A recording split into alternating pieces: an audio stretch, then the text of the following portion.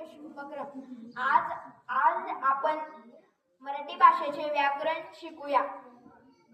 शब्दाच्या जाती. शब्दाचे एकूण 8 जाती आहेत. 1. नाम. एखाद्या वस्तू किंवा वस्तूच्या संचाला दिलेले नावाला नाम असे म्हणतात. उदाहरणार्थ राम, पुस्तक, टेबल, मांजर, सीमा. मुंबई सिनेमा. सर्वनाम. नामाऐवजी वापरल्या जाणाऱ्या शब्दाला सर्वनाम असे म्हणतात. उदाहरणार्थ तो, ती, मी, कोणी, जो, जी, काय इत्यादी. विशेषण. नामाबद्दल विशेष म्हणजे गुण, आकार, संख्या किंवा रंग यांची माहिती दर्शवतात त्यांना विशेषण असे म्हणतात. उदाहरणार्थ चांगला, बोलका, काळा, गोरा, चप्पल, पाच, उंच, बुटका, शांत.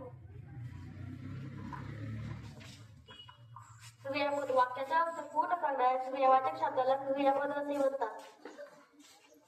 उदाहरणार्थ बोलतो, करते, पळतो, खेळतो, लिहतो, वाचतो, नाचतो, गातो, जेवतो, हसतो इत्यादी.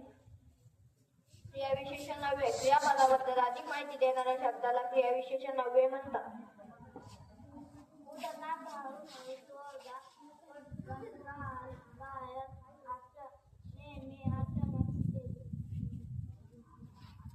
क्रमांक 6. जे शब्दनाम किंवा शब्दयोगी अव्यय जे शब्दनाम किंवा सर्वनामाला जोडून येतात आणि वाक्यातील शब्दांचा संबंध दाखवतात त्यांना शब्दयोगी अव्यय असे म्हणतात. शब्दयोगी अव्यय. उदाहरणे पासून, ला, साठी, कडे, मधून, वर, पेक्षा, पूर्वी, समोर इत्यादी. उभयन्वयी अव्यय. 2 किंवा अधिक शब्द किंवा वाक्य जोडणाऱ्या अविकारिक शब्दांना उभयन्वयी असे म्हणतात. उदाहरणार्थ आणि, शिवाय, परंतु. शब्दांच्या द्विधात. मनातील दुःख, आनंद, आश्चर्य किंवा इतर भावना अचानक व्यक्त करणाऱ्या शब्दाला केवळ प्रयोगी अव्यय असे म्हणतात. केवळ प्रयोगी अव्यय. उदाहरणार्थ अरे बापरे, वा, ची, नक्कीच, ऐग, अरोग, शाबास इत्यादी.